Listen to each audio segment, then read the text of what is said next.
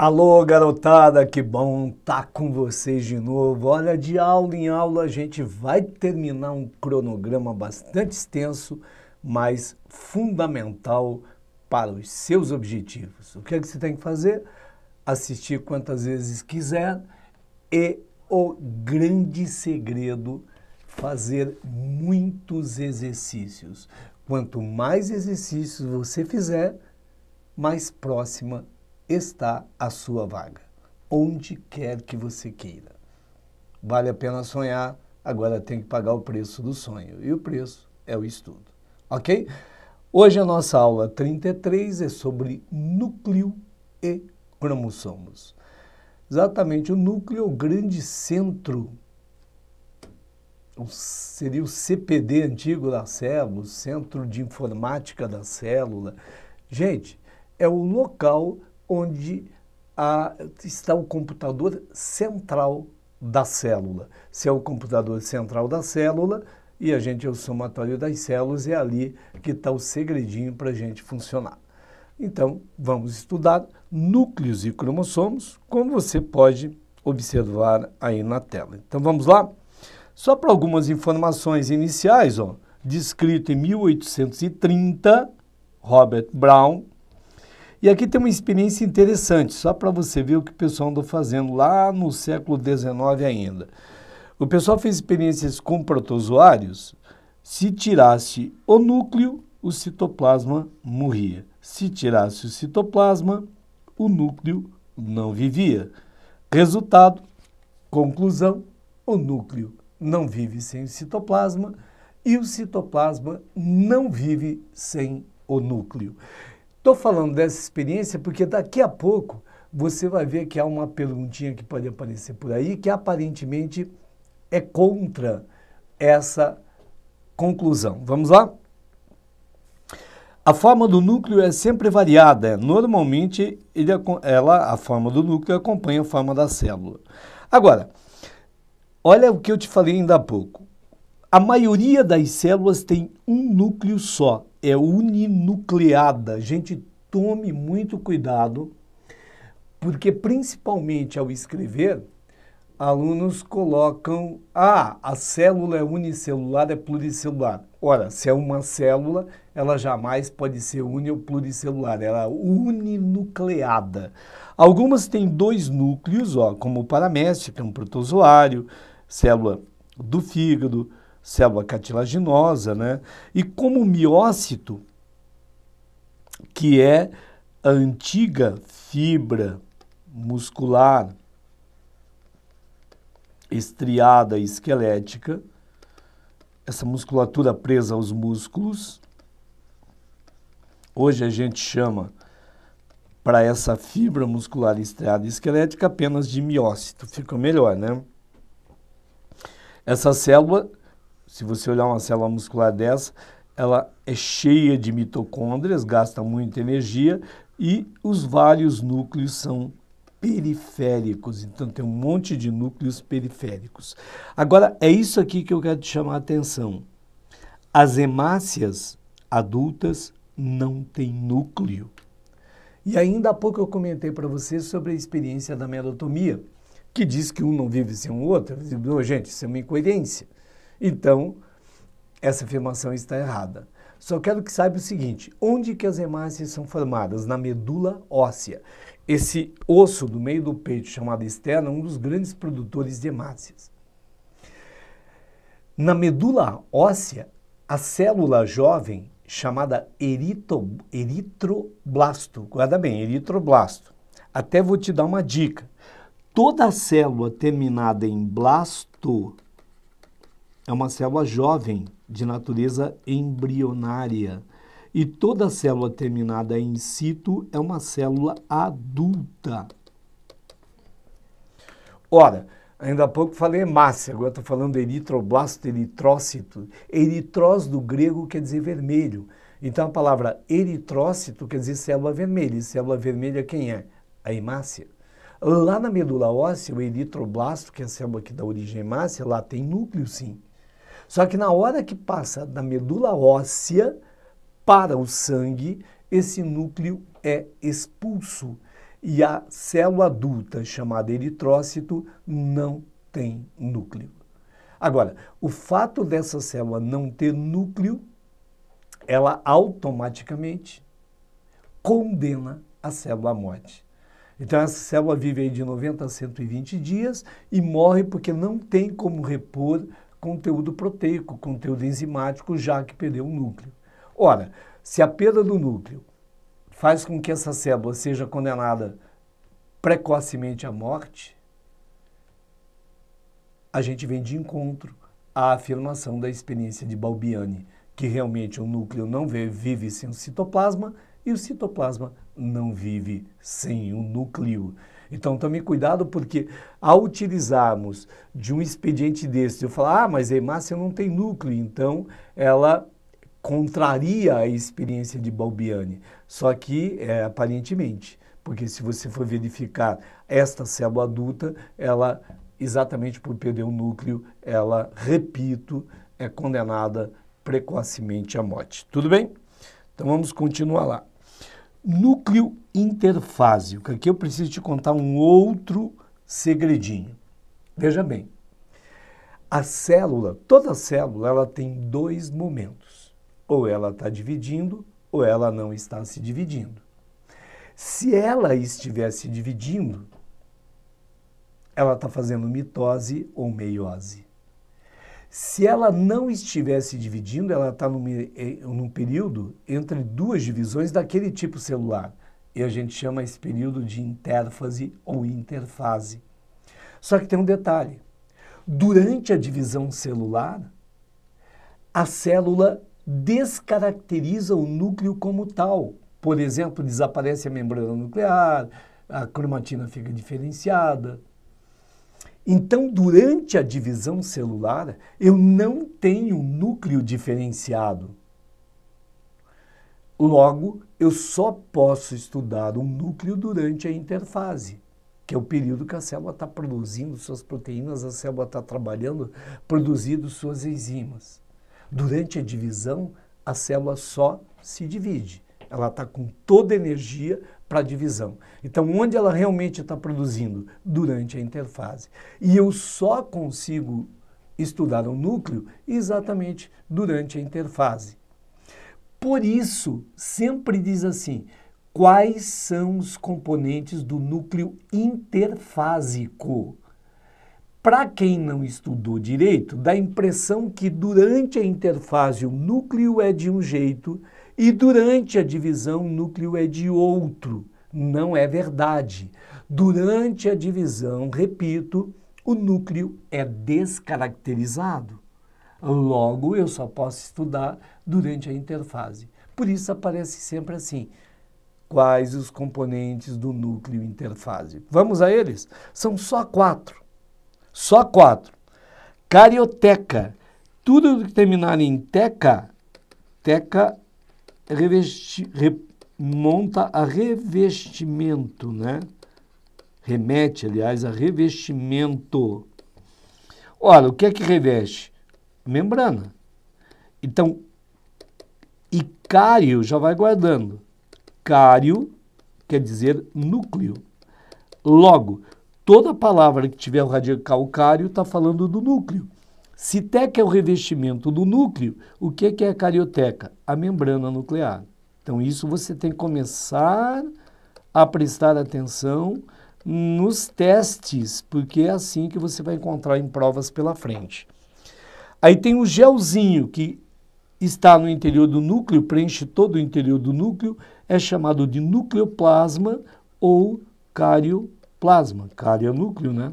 Carioplasma. É um gelzinho semelhante ao citossol. E depois a gente tem um nucleolo. O nucleolo vai aparecer, tem um ou mais, normalmente um, vai aparecer um planetinha lá dentro do núcleo. E a cromatina. Gente, tenos quer dizer fios, croma que se colorem durante uma prática microscópica. Porque vai aparecer um novelo de lã lá no interior do núcleo e facilmente coráveis, né? Por isso a gente chama de cromatina. Tudo bem, gente? Por favor, quais são os componentes do núcleo interfásico. Você lembra assim, tem um revestimento, então tem uma membrana nuclear que a gente chama de carioteca. É claro que a gente está estudando uma célula eucarionte. Tem que ter um gelzinho preenchendo um colóide esse espaço. Como é que a gente chama? Nucleoplasma. E o que é que tem lá dentro? Uma estrutura densa chamada nucleolo e mais parece um novelo de lã, que são os fios de DNA, que a gente chama aqui de cromatina.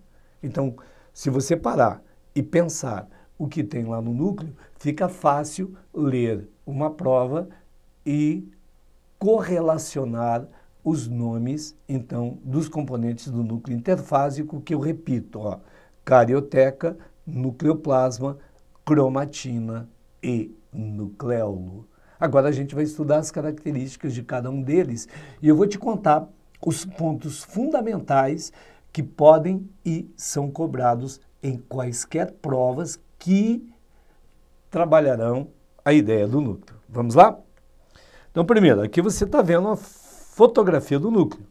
Então, você vê que a gente tem o retículo endoplasmático rugoso com os ribossomos e você vê, quando eu digo que a membrana do núcleo é feita a partir do retículo endoplasmático, olha, coisa legal, é o retículo endoplasmático que forma a carioteca. Por isso que depois ele recolhe durante a divisão. Então você vê que está o retículo endoplasmático, a carioteca tem poros físicos, são buraquinhos que comunicam o núcleo com o citoplasma. Aí esta bola aqui no meio, uma ou mais, é o nucleolo. Nucleolo. Esses fios que parecem... Lembra que eu disse que parece um novelo de lã? Constitui o material genético que a gente chama aqui de cromatina. E esse envelope nuclear, para muitos autores, nada mais é do que a carioteca. E ela tem poros. Então aí estão os 4 componentes. Quais são os componentes do núcleo interfásico? Carioteca, o nucleoplasma, que é esse gelzinho que está aqui dentro, a cromatina e o nucleolo. Então vamos ver um pouquinho de cada um. Tudo bem? Eu preciso que você guarde o fundamento que caracteriza cada estrutura dessa. Então eu preciso saber aqueles pontos que identificam essa estrutura. Por exemplo, para que serve a carioteca? Ela contém todo o material genético no interior do núcleo. Então você tem aqui a membrana, ó, ela tem poros, a carioteca, e ela isola. Em volta está o quê? Está o citoplasma da célula. Ela acaba envolvendo o material genético isolando. Por outro lado, moléculas entram, moléculas saem. Então, pelos poros. Esse intercâmbio núcleo-citoplasma depende da carioteca. Então é fácil guardar, porque se ela separa um do outro, todas as trocas se dão através dessa membrana. Por outro lado, como toda membrana celular, ela é feita de lipídio e de proteína, é lipoproteica. Só olha como eu desenhei aqui, ela é dupla, são 2 membranas. É uma membrana dupla, tem uma interna e uma externa. Mais ou menos 9 nanômetros de espessura, só para você ter uma ideia, nanômetro é 1 milhão de vezes menor do que 1 milímetro. Então, 1 sobre 1 milhão de milímetros. Esses poros têm um nome, eles são chamados de anule, já vi cair em algumas provas, né? Uma outra diferença, olha que legal, da membrana plasmática, inclusive, tem ribossomos aderidos, e se você lesionar aqui não se regenera. Se você voltar ao desenho, dá uma olhada aqui, ó. Tem ribossomos, essas bolinhas, aderidos à carioteca. E você sabe que ribossomos é para produzir proteína. Então, o que é que eu quero que você guarde da carioteca? contém o material genético, isola do citoplasma, faz todo o intercâmbio entre o núcleo e o citoplasma. Esta membrana é dupla com poros chamados anule e tem ribossomos aderidos a essa membrana. Então, as informações que a gente precisa para as provas de vestibular, de Enem, são estas, da carioteca. Agora, a gente vai ver alguma informaçãozinha do nucleoplasma. Só que eu quero que você pense o seguinte, ora, se eu tenho um gel que preenche todo o citoplasma, eu tenho uma carioteca, tem poro, tem um buraquinho por onde as moléculas circulam livremente, e tenho um gel preenchendo o interior do núcleo. Durante a divisão, essa carioteca é recolhida e o núcleo se descaracteriza, então, basicamente, a composição é a mesma do nucleoplasma, do citossol ou hialoplasma. Vejamos, olha ali, ó. Solução homogênea, viscosa, o que é isso? É um coloide, né? Não se cola normalmente, ó. É o que? Uma base gelatinosa onde estão os componentes nucleares. O que é que tem? Água e proteína, isso é gel, isso é um coloide, água e proteínas e várias substâncias dissolvidas aí. Então fica bastante tranquilo. Você tem uma carioteca, uma membrana nuclear, que tem uma dupla membrana, na verdade, com poros físicos, por onde as moléculas podem trafegar entre o núcleo e o citoplasma. Isso contém o material genético, faz todo o intercâmbio, os poros são chamados de anule, e aí o nucleoplasma é o gel que preenche o interior do núcleo, o coloide, proteína com água e material aí dissolvido, que é muito semelhante ao hialoplasma. Até porque depois, repito, tirar a membrana, tirar a carioteca para poder a célula dividir, esse espaço fica um só. E aí nós chegamos ao componente fundamental, que é a cromatina. Isso aqui você vai guardar um monte. Ó, constituição química, DNA e histonas, são proteínas básicas e algumas não histônicas. Isso aqui diferencia as nossas células eucariontes das procariontes de bactérias, porque lá não tem essas histonas. Então você vai guardar o que é cromatina? DNA mais proteínas. DNA é o nosso material genético. Isso é cromatina. Apresenta basofilia por quê? Porque o DNA é ácido. Basofilia quer dizer cora com corante básico. Todo ácido gosta de uma base. Filia quer dizer amigo, então o DNA é amigo da base. Aqui você pode ver o seguinte, a dupla hélice do DNA, essa é a molécula de DNA, aqui você vê formando, então, a cromatina. Você tem essas bolinhas, são as histonas, tá? 2 voltinhas num grupo de histonas, 2 voltinhas no outro grupo de histona, 2 voltinhas no outro grupo de histonas. Aí você vê, à medida que esse material vai espiralizando, acaba por formar os cromossomos, que nós vamos estudar na sequência. Aqui você vê também, ó, veja que legal, aqui está na forma de cromossomo. Por quê? Porque esse fio está completamente enrolado e visível ao microscópio óptico.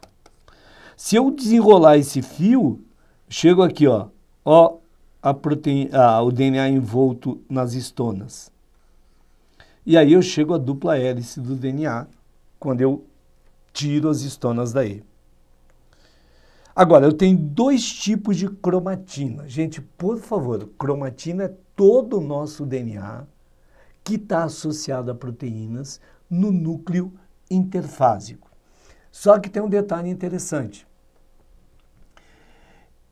É claro, tudo que você sabe, acontece um evento aí na tua cidade amanhã durante o dia, você vai ter que resolver. É claro que você vai usar uma parte do teu conhecimento, a gente nunca usa o total do nosso conhecimento a todo instante. Nenhuma célula também usa na totalidade as informações genéticas que ela tem a todo instante. Então, aquela parte do DNA que está sendo usado, como esta folha, ele está esticado para poder copiar no RNA mensageiro. toda a parte do DNA que não está sendo usada, ele está enroladinho, tipo uma espiral, muito semelhante ao fio de telefone antigo, que ficava todo enroladinho, parecendo uma molinha. Por que a célula enrola quando não está usando? Para não ocupar espaço e para não correr risco aí de perder pedaço. Só que aí tem dois nomes, preste atenção. Toda a parte que não estiver sendo usada, naquele momento, está na forma de heterocromatina. Espiralizado é sinônimo de condensado. Então vai estar assim, ó. Você imagina, aqui eu tenho uma molécula de DNA. Esse pedacinho não está sendo usado, então está na forma de heterocromatina. Esse pedacinho a célula precisa usar para produzir proteína, então ela estica para produzir o RNA mensageiro. E aí tem uma outra parte não usada. Essa parte aqui é de heterocromatina, não está sendo usada. Essa aqui de heterocromatina. E a que está sendo usada, essa aqui, ó, é de eucromatina, difusa, ela está esticadinha. Então ela é ativa geneticamente para produzir o RNA mensageiro para ir lá e produzir proteína. Quando eu olho o núcleo, aqui você tem uma fotografia do microscópio eletrônico. Gente, por favor, como é que funciona o microscópio eletrônico? Com um feixe de elétrons. Então você imagina que aqui está o núcleo. A hora que dá o feixe de elétrons, se ele encontrar a eucromatina, ele passa direto e eu vou ter a visão depois de forma clara. Se ele encontra a heterocromatina, o elétron bate e é rechaçado. Daí aqui embaixo aparece escuro. Por isso, onde você notar escuridão no núcleo, tem heterocromatina, que não está sendo usada. Onde está claro, tem eucromatina. E aí facilmente você consegue definir. Se eu tiver uma fotografia do microscópio eletrônico que tem um núcleo muito claro, era uma célula que tinha grande atividade genética, estava produzindo muita proteína porque tem muita eucromatina, todo o DNA estava esticadinho. Se eu encontrar uma célula com núcleo muito escuro, é sinal de que ela estava trabalhando pouco, ou seja, tinha pouca atividade metabólica, já que estava rica em heterocromatina, que é a cromatina enroladinha, espiralizada ou condensada, fora de uso naquele momento. Tudo bem? E aí tem um outro detalhe, ó, cromatina sexual. Olha que coisa importante. O homem tem um cromossomo X e um Y. Todas as células de toda mulher têm 2X. Mas as células de todo organismo que tem os dois cromossomos sexuais iguais, a célula desativa ao acaso um deles. Olha que legal, que luxo as células das mulheres se dão. Como tem 2X, usa um, qualquer um dos dois, e o outro desativa permanentemente. Então, esse que é desativado permanentemente, antigamente era chamado corpúsculo de Barr, hoje a gente chama de cromatina sexual. Isso é importante você guardar.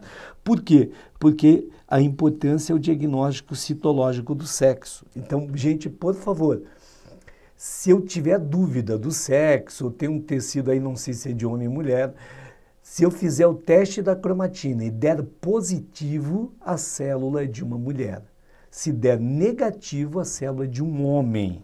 Então, olha aqui, ó, positivo, sexo feminino, no caso humano. Negativo o teste da cromatina. Por que negativo? Porque só tem um X. Então, não desativa esse X. Daí, sexo masculino, ok? Como você vê aqui, esse escurinho aqui perto da membrana. Isso aí que é a cromatina sexual, ok? Só fura em 2 casos. Meninos que tenham síndrome de Klinefelter, escrito assim, ó, Klinefelter. Esses meninos têm 2X e um Y. Então, um deles desativa. Se fizer o teste da cromatina, vai dar positivo. As meninas, síndrome de Turner. Só tem um X, o outro é 0. Ela nasceu com um cromossomo sexual a menos. Aí, se fizer o teste, vai dar negativo. Então, gente, por favor, teste em pessoas normais. Teste de cromatina positivo, mulher.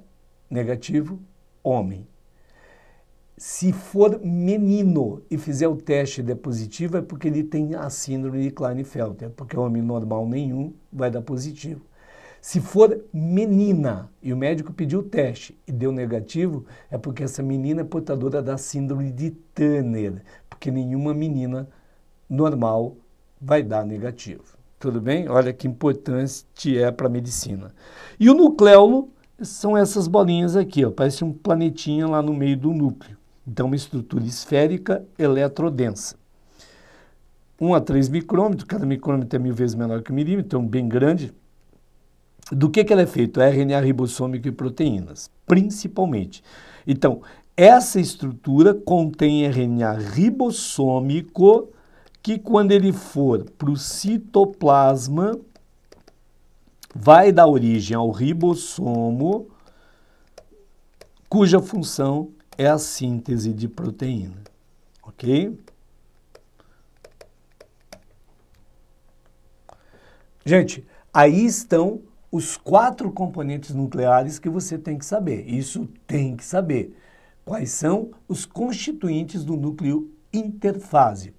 Então são carioteca, nucleoplasma, cromatina e nucleolo. Agora, rapidamente, eu vou te falar de cromossomo. O que é o cromossomo? É o aspecto do DNA durante a divisão. Porque, guarda bem, o DNA durante a interfase, a gente chama de cromatina. É a mesma coisa, é o mesmo DNA. Só que durante a divisão, todo o DNA fica tipo heterocromatina. Ele enrola tanto, ou seja, espiraliza, condensa, é a mesma coisa, tanto que fica visível ao microscópio óptico. E quando ele fica visível, a gente chama de cromossomo. Portanto, tudo é DNA. Durante a interfase eu chamo de cromatina, durante a divisão, o meu aspecto visual eu chamo de cromossomo. O máximo da divisão, da condensação, quer dizer, quando ele é mais visível, é durante essa etapa da divisão celular que a gente ainda vai estudar.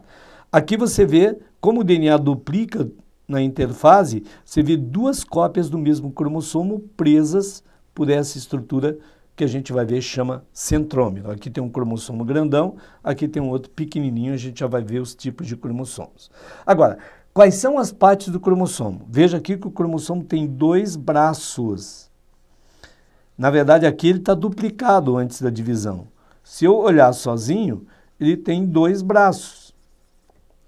Então, são 2 braços. Esses braços estão, ó, separados por essa região chamada centrômero. Onde tem o centrômero, a fila, ele desespiraliza, a gente chama aí de constrição primária. Portanto, cuidado, a constrição primária é onde tem o centrômero e divide o cromossomo em 2 braços. Ok? Ó, centrômero, sempre localizado na constrição primária. O que faz a primária é um estrangulamento que divide o cromossomo em 2 braços. Qualquer outro estrangulamento é chamado de constrição secundária, aqui tem uma. Por exemplo, ocorre onde há essa zona chamada SAT, satélite, ou simplesmente região SAT, que é essa bolinha aqui, ó. Essa bolinha chama de região SAT. E o que ela faz? É a região onde vai formar o nucleolo, organizadora do nucleolo, que não tem todo o cromossomo. No nosso caso humano, tem os cromossomos 13, 14, 15, 21 e 22. É claro que você não precisa guardar isso. Você tem que guardar isso aqui, ó, as partes do cromossomo. Ok? E aí, você viu ali que 2 braços, só que está duplicado. O DNA é duplicado durante a interfase. A gente chama para cada cópia do cromossomo de cromátide. Então, você tem aqui 2 cromátides irmãs, tá? Então, cada cópia, aqui eu tenho cópia 1, aqui eu tenho cópia 2. Aqui é uma cópia, outra cópia do mesmo cromossomo, ligados pela região do centrômero, ok? A gente chama para cada cópia, então, de cromátide irmã, sempre ligadas pelo centrômero. Aqui embaixo tem uma pontinha chamada telômero, que é extremamente importante. O telômero é tipo o cadastro aquela pontinha, aquela ponteira de plástico do seu cadarço do tênis. Se você quebrar aquela pontinha, desfaz todo o cadarço, pois se perder o telômero, telo quer dizer extremidade, mera é parte, se perder o telômero do cromossomo, o cromossomo se desfaz. Tá? Então, se perder o telômero dos cromossomos todos, a gente morre. E uma coisa que leva ao nosso envelhecimento é exatamente cada vez que a nossa célula divide, o telômero diminui um pouquinho. Portanto, a gente caminha em direção ao caos, que é esse envelhecimento e a morte. Ok? Portanto, quem mantém a estabilidade do cromossomo é o telômero, essa parte aqui da ponta. O número varia de espécie para espécie, você vê aqui alguns exemplos, né? Olha, o boi tem 60 cromossomos, o asno 66, o homem 46, olha, a drosófila, mosquinha de fruta 8, né? O café 44, olha o algodão 52. Então, cuidado. A quantidade de cromossomos não é proporcional à complexidade do organismo. Então, tem organismos mais simples com um monte de cromossomo, como um organismo mais complexo com menor quantidade de cromossomo. E aí, esses 4 tipos você vai ter que saber, ok? São 4 tipos de cromossomos. Atenção! Metacêntrico, o centrômero está no meio, então os braços são iguais. Submetacêntrico, olha aqui, ele é um pouco deslocado do centro. Então, tem um braço pequeno, um pouco menor, e um braço maior, mas com pouca diferença. Vamos botar aqui, então, um pouco menor. Fica melhor para você guardar. O acrocêntrico, ele tem um centrômero na pontinha. Acros quer dizer no alto, bem no alto. Então, tem um braço bem pequenininho e tem um braço muito grande.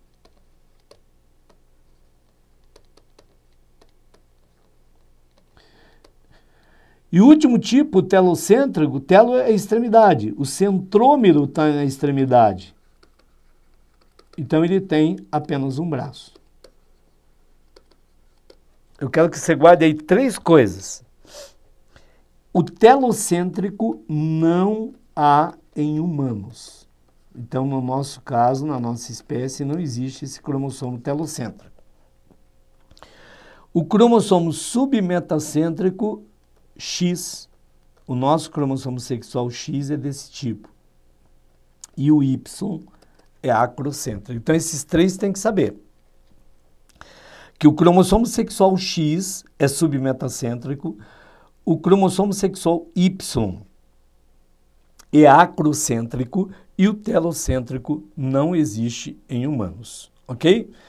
Cariótipo é o conjunto de cromossomos que caracteriza uma espécie quanto ao número, forma e tamanho. Atenção, autossomos são todos os cromossomos que iguais aos 2 sexos. E sexuais ou heterossomos, o X e o Y. Quando a gente faz um mapinha dos cromossomos, que monta o cariótipo, a gente chama de diagrama ou cariograma. Então, atenção, cromossomos humanos, 7 grupos. Ou eu chamo de AG ou 1 a 7. Você não precisa decorar isso, que se cair em prova, isso aqui vai estar na prova.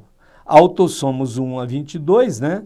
E o último par é sexual. As mulheres têm 2X, o homem tem um X e um Y.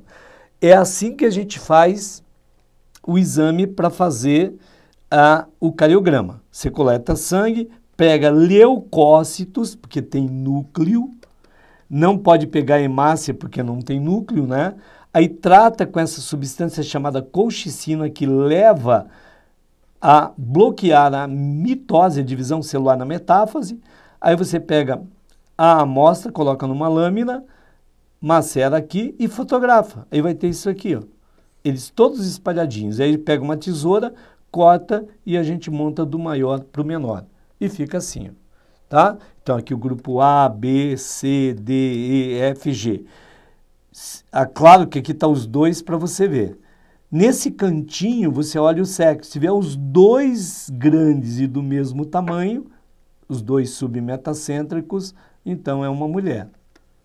Se tiver um pequenininho e um grandão, aí é o X e o Y, né? Aqui está o submetacêntrico e aqui está o acrocêntrico. Quer dizer, nunca vão vir todos eles juntos, né?